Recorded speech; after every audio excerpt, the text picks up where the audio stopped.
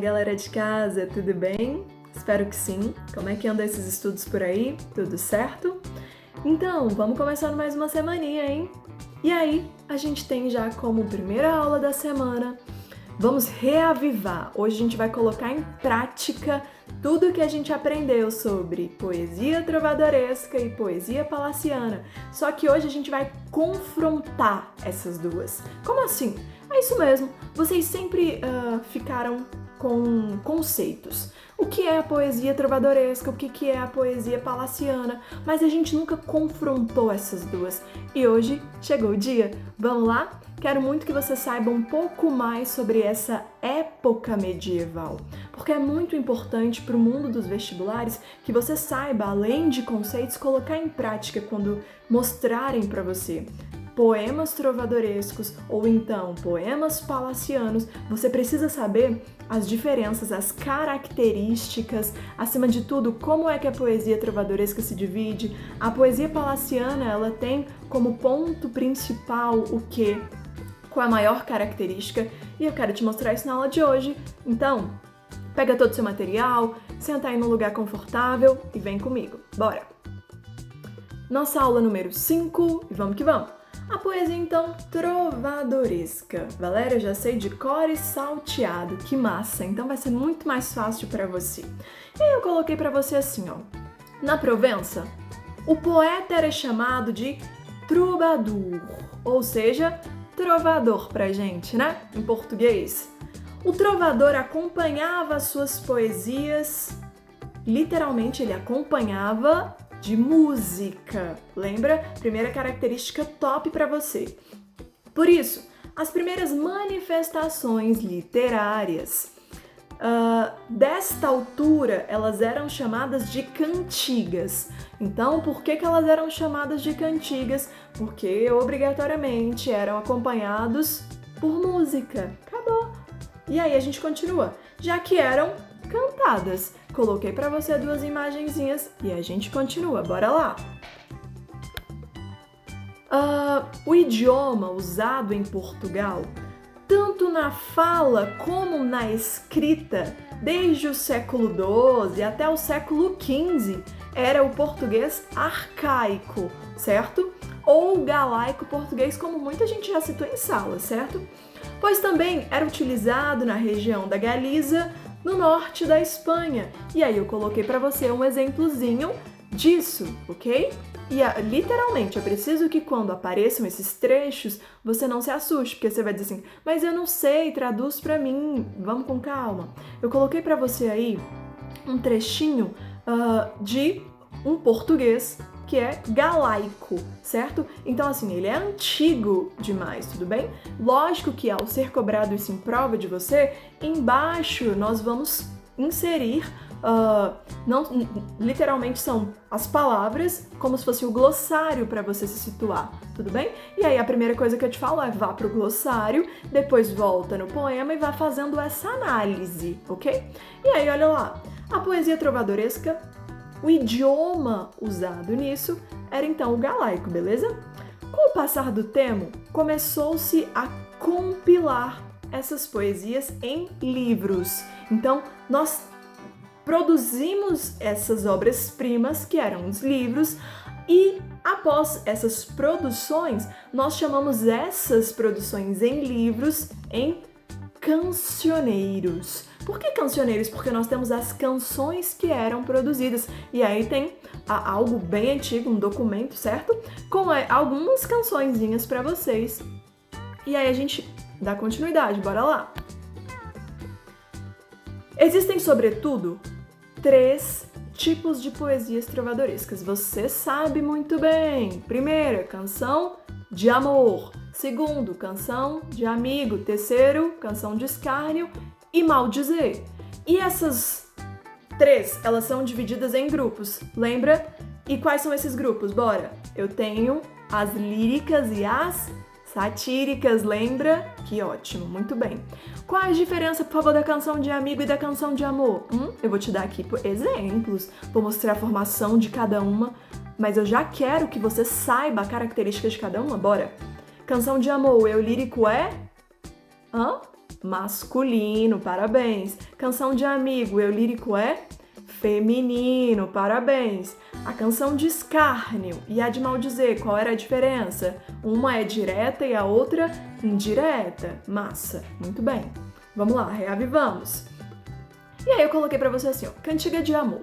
A cantiga é posta na boca de um enamorado. Enamorado era o trovador, né? Que exprime os sentimentos amorosos pela dama, sua senhor, ou seja, a senhora dele, né? Destacando a sua coita de amor, ou seja, coita de amor é o sentimento que é surgido por aquela mulher. E aí, ó, a senhor surge como alguém a quem o amador, ou seja, ele vai ser um servo dessa mulher amada. Tudo bem? Aí é que a gente entra com o termo vassalagem. É o ato de você elevar um ser que é a mulher e você ser o vassalo dessa mulher, beleza? Vamos lá, a dama é uma mulher formosa e ideal, frequentemente comprometida ou até casada, por isso que a gente tanto falava em sala e vocês ficavam rindo, que essas mulheres, elas são comprometidas, elas possuem uma classe social diferente e por isso esse amor é, o quê? Impossível de acontecer, né? E olha lá, o ambiente é raramente sugerido, mas percebe-se que a cantiga de amor é uma poesia da corte, ou seja, o ambiente, lembra dos meus belos desenhos do quadro? O ambiente, ele é o quê? Ele é no palácio, ele é palaciano, certo? E aí, olha o próximo tópico. Nas cantigas de amor, a beleza e a sensualidade da mulher são evidenciados, mas a relação amorosa não se apresenta como experiência, mas como o estado de tensão que é inserido na obra.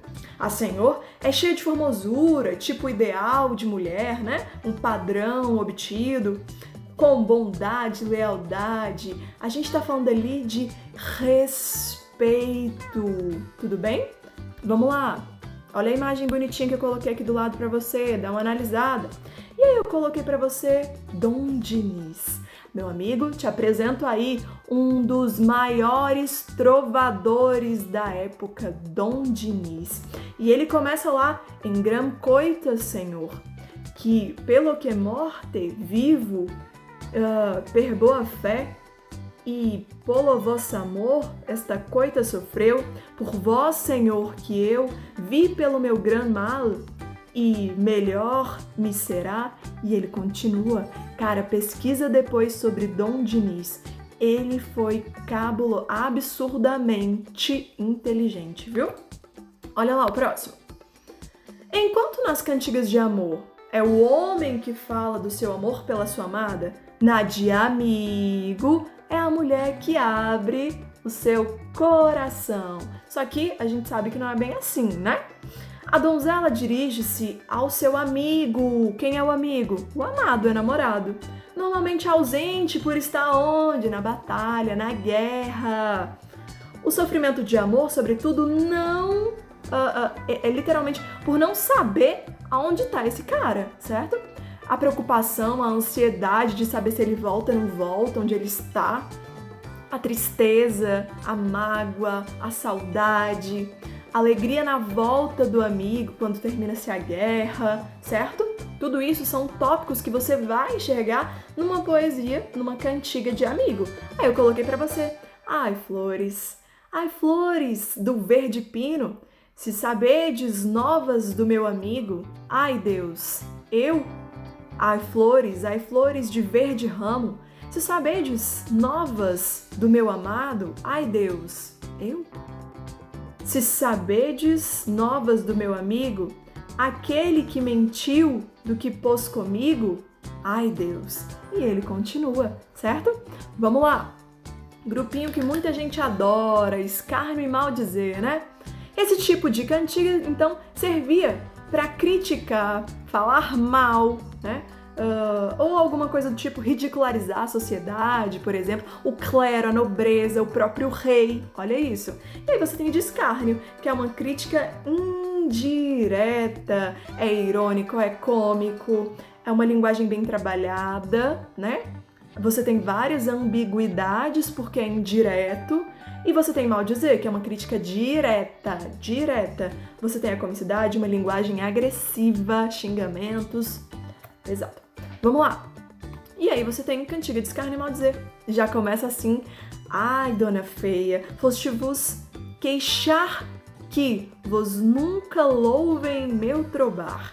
Mas, ora, quero fazer um cantar em que vos lourai todavia, e vedes como vos quero loar, dona feia, velha e sandia. Então são, né, termos utilizados na época para se tratar outra pessoa, mas de uma forma bem grosseira, tudo bem? E aí, olha lá, poesia palaciana, chegamos! Falamos então um pouquinho no primeiro momento sobre a poesia trovadoresca e as características que compõem esse tipo de poesia, tudo bem? De canção. Agora, olha a palaciana. A palaciana a gente diz que ela é mais elaborada. Por que ela é mais elaborada? Cara, olha o período que os caras estavam vivendo. A gente tá falando aí do antropocentrismo. A galera começou, né, a dar um up aí. Literalmente na linguagem, nos termos. A poesia palaciana, assim chamada, porque surgiu dentro dos palácios, era feita por nobres e para a nobreza, retratando usos e costumes da corte. Era cultivada pela aristocracia nos serões, que é no sarau, festinhas, tchuc-tchuc, vamos lá. Ao contrário da poesia trovadoresca, a poesia palaciana não era acompanhada por música. Lembra que essa dica eu te dei? Ela não era acompanhada por música. Por quê? Porque o humanista virou pra gente e falou o seguinte: eu não preciso de um fundo musical para acompanhar o meu poema. A própria palavra que eu inserir no meu poema vai trabalhar com essa musicalidade, beleza? Então, olha lá, por isso exigia muito mais do poeta. Porque ele não podia usar, ele não queria usar o violãozinho, né? Através da poesia palaciana, nós sabemos como era a vida dos palácios no século XV, né? Aí tem uma imagenzinha tranquilinha para você. Então, os poetas palacianos inspiravam-se nos feitos históricos, na dramaticidade, no lirismo sentimental, sutil e sofisticado, predominante sem abandonar, contudo, temas comuns, né, aos trovadores medievais. A coita do amor, a súplica, só que o que mudava era a forma como isso era produzido, ok? O lirismo amoroso trovadoresco assume uma nova conotação. A mulher idealizada, inatingível, canaliza-se a sensualidade. Então, olha a dica que eu te dou. Como é que é o pensamentozinho de um trovador? É a mulher angelical, é um ser sublime, né? Maravilhoso, angelical. Olha aí a visão do humanista, de uma poesia palaciana. Eita, hein? Vamos lá! A poesia palaciana. A maior parte desta poesia palaciana foi compilada, ou seja, produzida, né, por Garcia de Rezende em 1516. Depois uma dica, pesquisa sobre o cara, também extremamente inteligente. Entre os poetas mais destacados dessa antologia poética, nós temos aí Gil Vicente, incrível para você que não lembra do Gil Vicente, viu? Nós temos Bernardino Ribeiro, Sá de Miranda. Ei, Sá de Miranda, super importante pra gente quanto à questão das redondilhas, hein? Dica pra você pesquisar aí também. E aí eu coloquei pra você um exemplo de uma poesia palaciana, certo? Senhora, partem tão tristes, meus olhos por vós, meu bem, que nunca tão tristes vistes. Uma primeira dica, olha o que o cara acabou de fazer lá. Ele já começou rimando o final. Então, esse tipo, olha lá embaixo, saudosos e chorosos, tristes vistes, as próprias palavras, elas trabalham com a musicalidade das coisas, certo? Pessoal, e aí? Você é a favor, mas de qual das duas? Gostou mais de qual? Trovadorismo ou humanismo? Você é a favor mais da trovadoresca ou da palaciana, né? Então, eu vou ficando por aqui. Espero que a gente tenha tirado todas as dúvidas com esses exemplos, né, na íntegra para te mostrar um pouquinho. E, acima de tudo, dúvida, coloca para mim embaixo que eu já respondo. Grande abraço para você, até a próxima aula. Tchau, tchau!